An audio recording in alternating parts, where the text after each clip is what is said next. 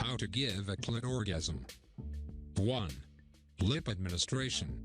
On the off chance that she is not into direct clitoral contact, take a stab at invigorating her inward labia.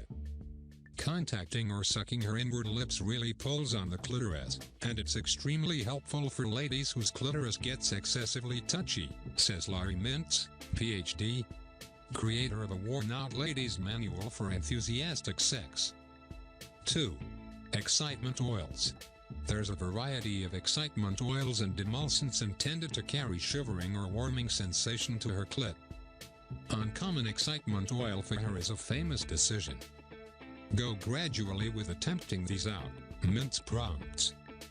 A few ladies are excessively delicate, and the sensation can be excessively extreme. 3. Switch up the setting. Need and all get to oral sex involvement?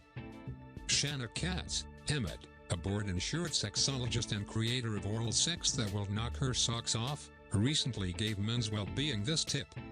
Have her sit on a ledge, a strong table, or a clothing machine.